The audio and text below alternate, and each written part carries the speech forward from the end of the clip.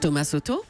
Le Dalai Lama est en France pour quelques jours encore. Il a dit hier qu'il espérait que le 21e siècle soit celui du dialogue. Bonjour Danny Cohn-Bendit. Bonjour Thomas. Bon, alors c'est pas gagné parce que là en France il dialogue un peu tout seul, le Dalai Lama. Le chef de l'État, le gouvernement sont aux abonnés absents.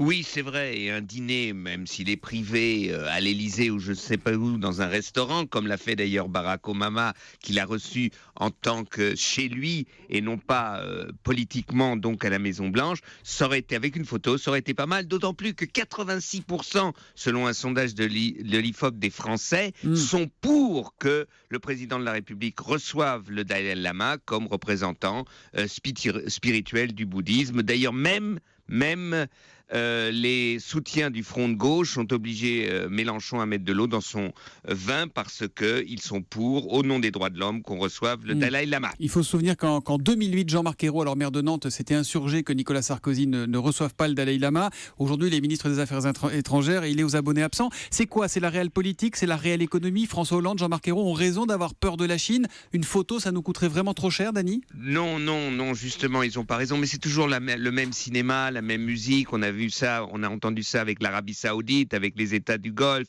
Bref, quand il y a des contrats, on a peur. Alors que Chris Patten, l'ancien gouverneur, le dernier gouverneur de Hong Kong, qui a toujours dû négocier avec les Chinois, ancien commissaire européen, me racontait qu'avec les Chinois, c'est très simple. Si vous êtes ferme, eh bien, ils acceptent cette fermeté. Si vous êtes lâche, eh bien, ils profitent de votre lâcheté. Et c'est un peu ce qui se passe dans beaucoup d'États, et c'est ce qui se passe aujourd'hui avec tous les responsables politiques, qu'ils soient de droite ou de gauche, étant donné qu'Emmanuel Macron n'est pas encore un vrai responsable politique, mais il a fait un geste, et il faut le souligner, en allant discuter avec le Dalai Lama. Bon, et si vous, Dany, vous pouviez le rencontrer, le Dalai Lama, vous lui diriez quoi?